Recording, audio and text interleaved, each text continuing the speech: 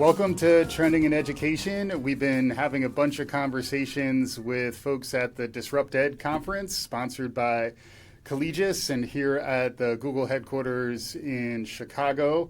I'm joined by Matt Lachey from Collegis and Charles Elliott from Google here. We're going to be talking about some of the ways in which Google's innovating in AI and how Collegis is helping folks in higher ed make those connections. And I know you work a lot on partnerships within Collegiate. Yep. So we'll be digging into all of that. Get your popcorn ready. We got some AI magic coming from Charles in particular.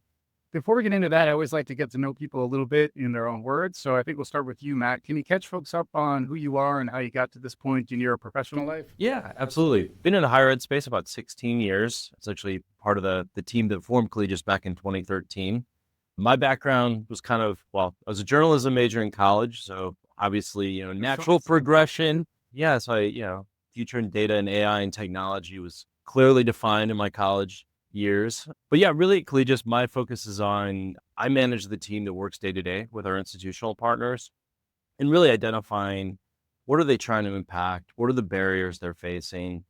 Obviously with our partnership at Google, it's how can we use the technology that's rapidly evolving day to day and implement that in the operation? And then I've also for the last year had the privilege of really working closely with the Google team. And, I would say we made considerable strides in just expanding the reach and the impact of our partnership together. Great. And we're going to get more into the partnership in a bit. Charles, maybe you could pick up with your story. Folks are always curious about Googlers. Yeah. Well, started as a young prodigy, 6 years old, came to Google. I'm just kidding. No, I actually kind of had a non-traditional route. A lot of people, especially folks familiar with kind of the path from EDU or research into Google, I did not take that route for years. I actually worked in a similar type of organization at Collegius, focusing largely on analytics, AI, early days of those types of technologies, helping schools and researchers use them.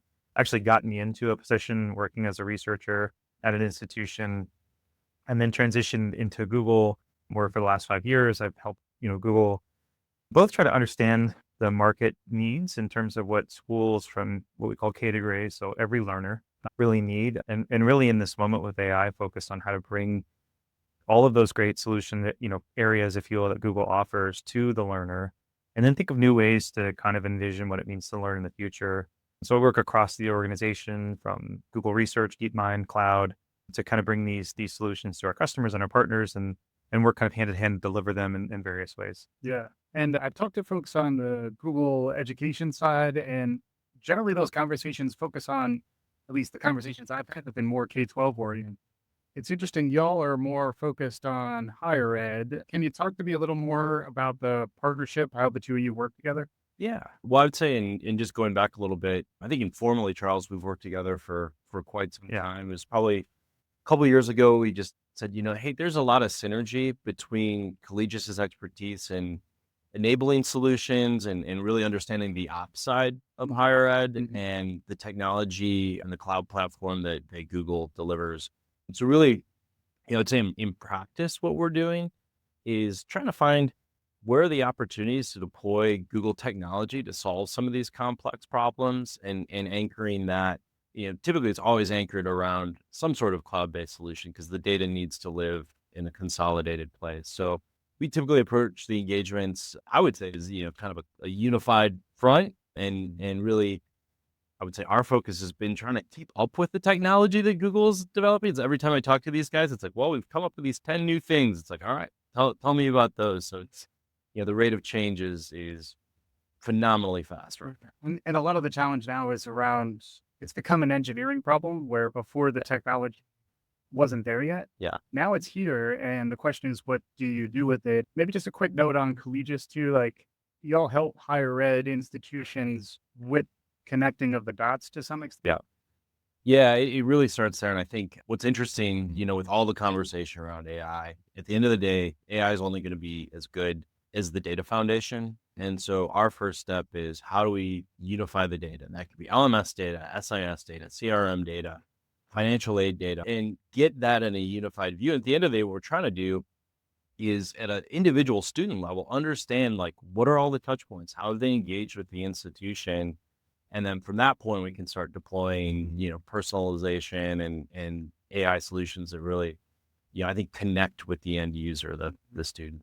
Yeah, and then Charles, I saw, your keynote, which you're fresh off of in the other room. A lot of it is a revolution that impacts directly learning. And a lot of the technology, I mean, it's easy to get the cart before the horse and not think about your data infrastructure, get excited about this stuff. That being said, let's get a little excited about this stuff.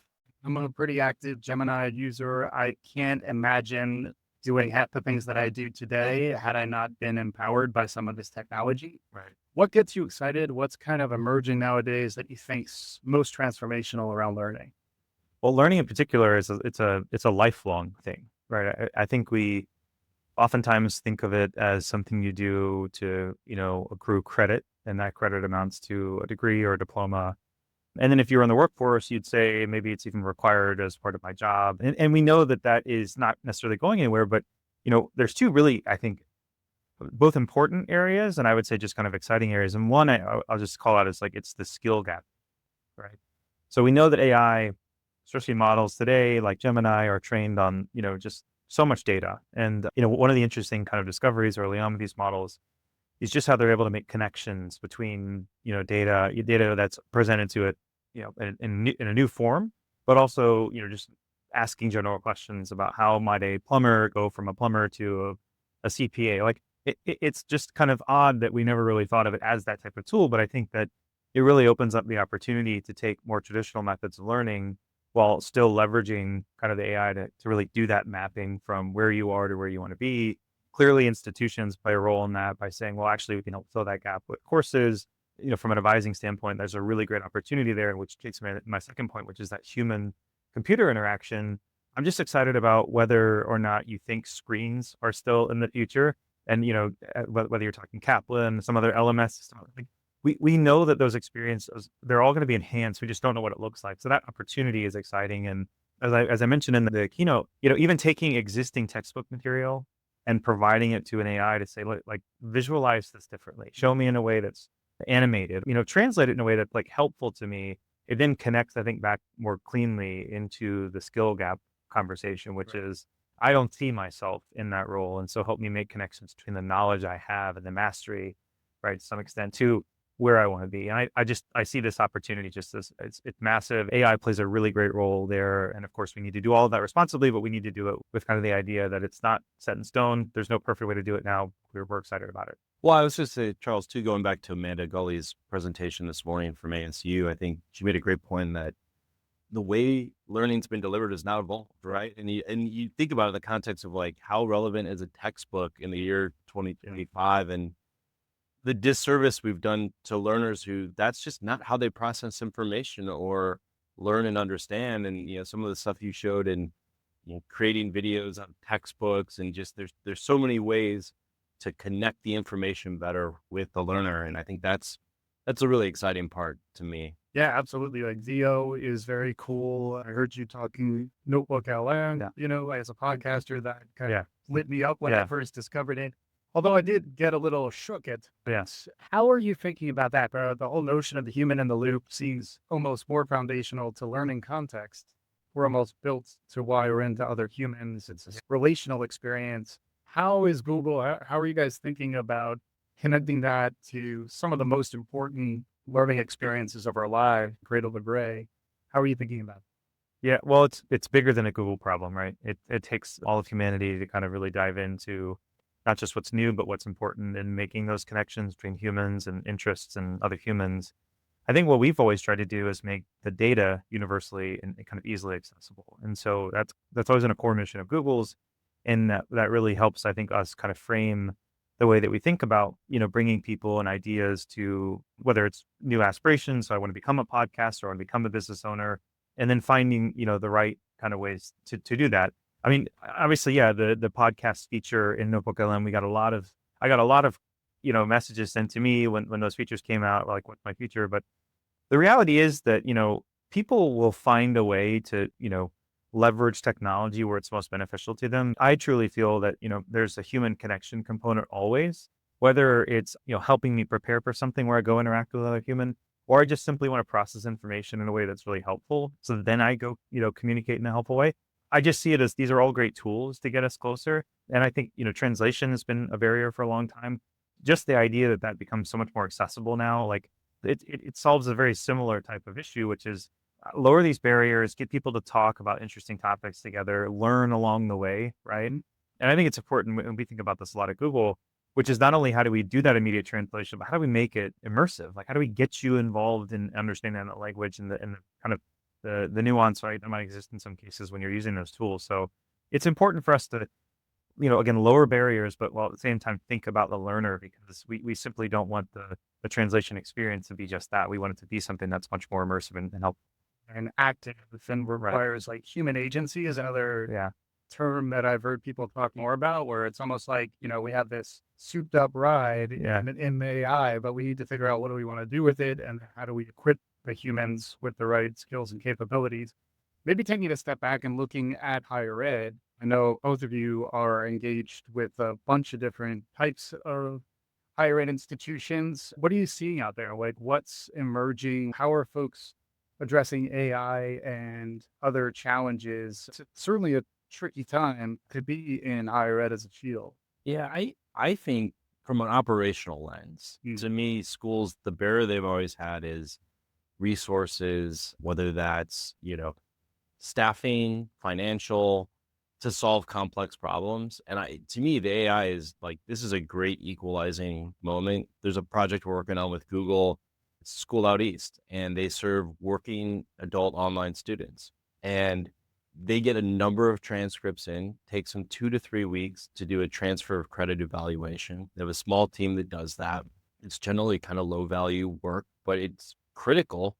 And their competition is finding ways to do this in a day or two. And so we're working together on a solution backed by Vertex AI that essentially gives a readout right away to say, hey, this is what we think is going to transfer in based on the information you fed. And so instead of hiring 3 staff people, they've actually will reduce the number of staff that needs to do this process and can deploy them into higher, value work. So I think, there's a lot of time constraint challenges on campuses that AI is going to solve for and going to do it where the investment actually may end up being lower than, how they're investing in other areas today. Yeah. I mean, kind of like I said in my keynote, like it's such an interesting time to go explore new ideas. So what is that free time, right, that we're trying to really help people find with these not incredibly expensive technologies, right?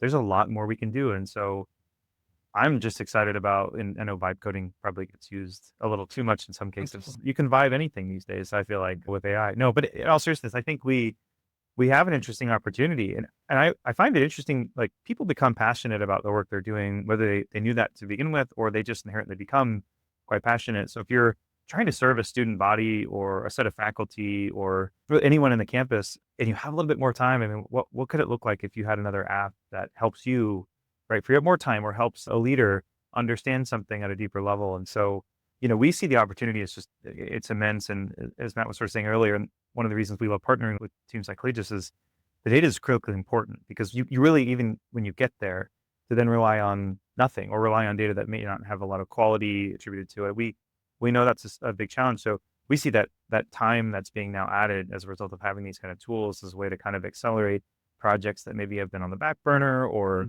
that can contribute to a better use of data to make AI more meaningful.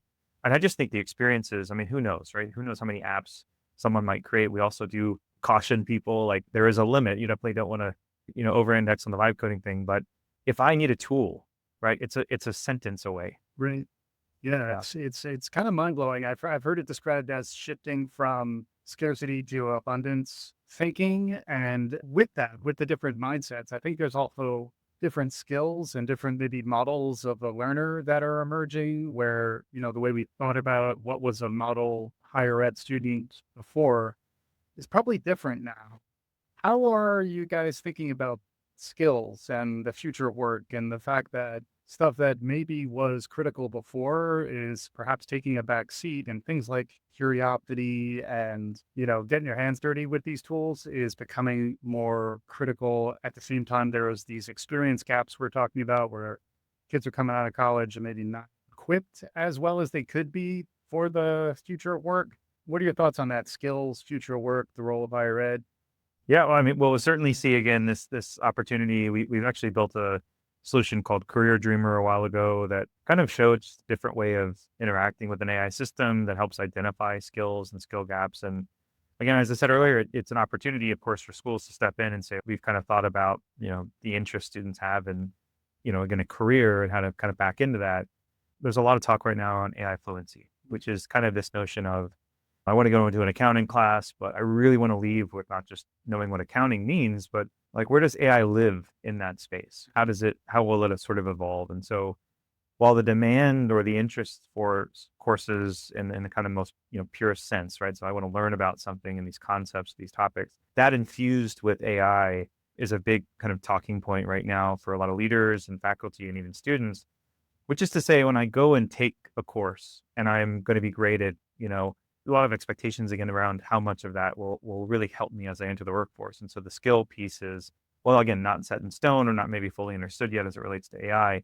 It's certainly shaping conversation now, but it's going to continue to shape the way we think about how lecturers and how like curriculum is shaped in the future. And then maybe as sort of like an aside, but related, as I'm taking that course, how can AI really learn about me? And then make the next thing that I do personalized so that there's less kind of fear or concern over how the curriculum might be relevant to what you're trying to do. And I grew up as a more auditory learner. I love to listen to things, enjoy reading, but just living in a world where I can make that kind of information, in an audio format or podcast format is really exciting. Absolutely. Yeah. I would say just looking at the higher ed space in general too, 10 years ago, there was all this talk of, kind of the death of the liberal arts degree. Mhm. I feel like we're living in the renaissance of the liberal arts degree because the skills that folks are really going to need to succeed in this new world are the interpersonal skills, the soft skills. The vibes, exactly. Whereas some of the more tangible traditional skills, like that learning can come in so many different forms. And frankly, you can't teach skills for today's economy in a 4-year degree and expect them to be relevant even at the end of that degree path. We're moving too quickly we've had schools say, consider, should we teach AI? Well, how do you build a curriculum around that when Google's released 300 AI products since the start of the year? Yeah, stop releasing stuff, Charles. Yeah, it's a bit of a problem. It's just the enter button and then it's gone. Yeah. But I think you can teach how to use it. That's the key.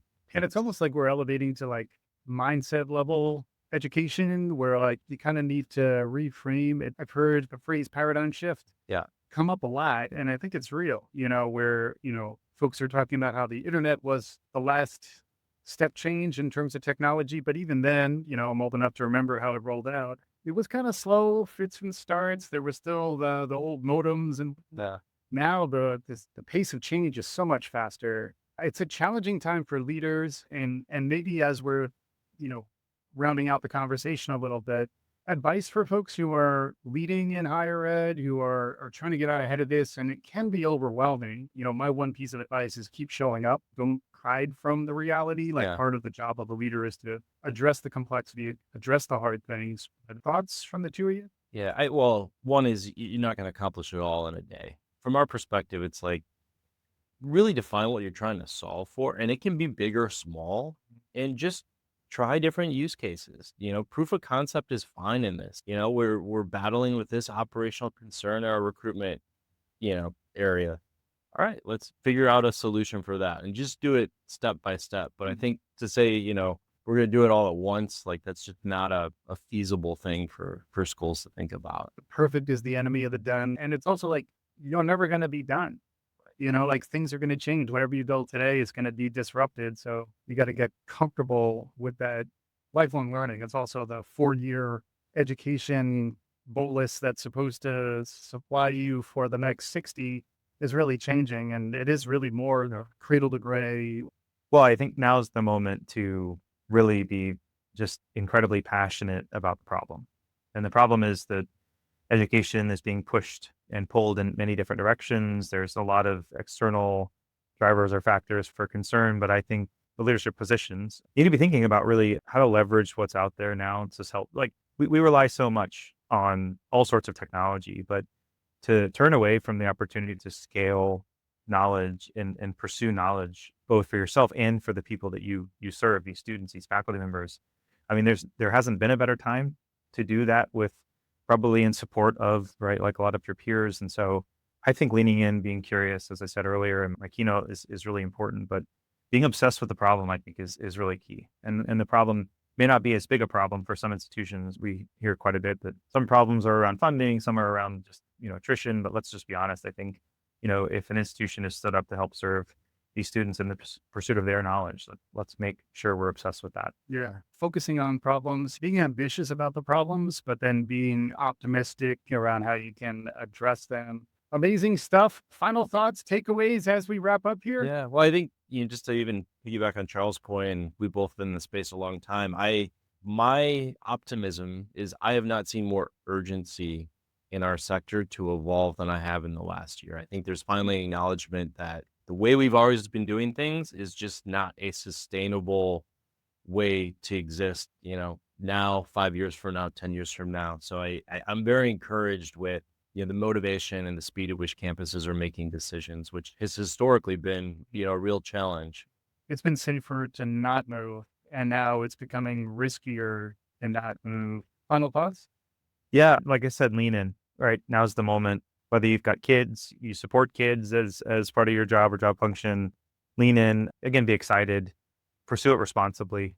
We know as, technologists and people building these models that it's not going to be perfect for now, maybe never, but we know that, again, the opportunity is just so immense, and explore, play with different apps, different models, be very sensitive about what data you give any of these models that are public and free. But I think just be very opportunistic at this moment. Be aware that these technologies are there to, I think, really help you, and just be curious. And then the responsibility thing, maybe it's easy in the race to transform everything to lose. So I think the first thing when it comes to data, just be aware that, there's a lot of systems out there, as we've seen, I'll just say on the internet for a while, that are not there to help you necessarily. So just be aware, like not all AI tools are built the same. And I think that's one really critical piece as it relates to data and data security and being responsible with data. But I think beyond that is just be aware that these models are imperfect, and that we are constantly coming up with ways to help ground them, make them more reliable, more factual. But again, there's still going to be gaps. And so being aware that while, a lot of these answers that they might produce are really convincing or helpful, the human in the loop is so critical, and just being kind of responsible, own your role as it relates to using the tools. I think that's going to lead to success at some point. Yeah. Yeah. And also find the right trusted guides. Yeah. The Tenzing your days out there. Matt Lachey And Charles Elliott, thank you so much for joining me on today's conversation. Thank you. Thank you.